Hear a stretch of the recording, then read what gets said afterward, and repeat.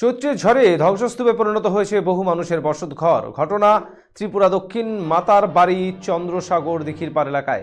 ঘটনার বিবরণ দিকে ক্ষতিগ্রস্ত গ্রামবাসীরা জানান, শনিবার রাত 11টা নাগাদ কালো মেঘের ঘনঘটা দেখা যায় আকাশে।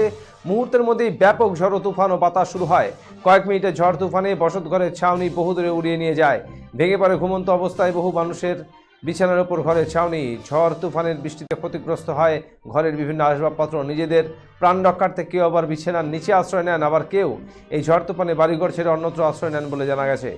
বিভিন্ন গবাদি পশুর থাকার ঘর ভেঙে গেছে ঝড় তুফানে। ক্ষতিগ্রস্ত গ্রামবাসীরা জানান, ক্ষয়ক্ষতির পরিমাণ প্রায় কয়েক লক্ষাধিক টাকার উপর দাঁড়িয়েছে। অন্যদিকে ত্রিপুরেশ্বরী কলোনি এলাকায় সড়কের উপর ভেঙে পড়ে বড় বড় গাছপালা থেকে শুরু করে বৈদ্যুতিন খুঁটি।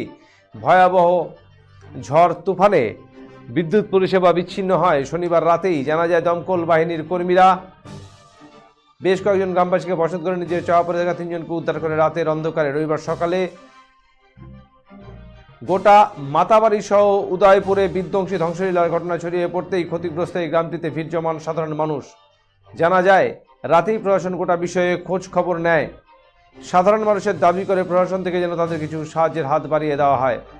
এখন দেখা, লোকসভা ভোটের মুখে এই ধরনের ঝড় তুফানে বিধ্বংসী ধ্বংসলীলা ঘটে যাওয়ায় প্রশাসন কতটুকু সাহায্য করে সেদিকেই তাকিয়ে রয়েছেন অসহায় গ্রামবাসীরা।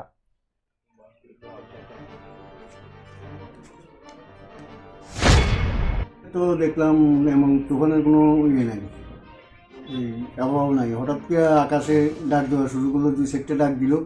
ডাক দেওয়ার পরই আত্মা করে মানে বাতাস ছুটলো, এমন বাতাস ছুটলো যেটা কল্পনার অতীত। আমরা বুঝে উঠতাম, বুঝে ওঠার আগেই চাল উড়ে গেছে, কই নিচে নিজেরাও বুঝতাম পারি না। এদিকে আমার নাতি টাতি মেয়েটিও কালকে আইসে বাড়ি, মানে একটা বিশৃঙ্খলা তৈরি হয়ে গেছে। সোজা কেমন ক্ষতি হয়েছে আপনার? প্রচুর পরিমাণ আমাদের দেখতে আসেন, আহত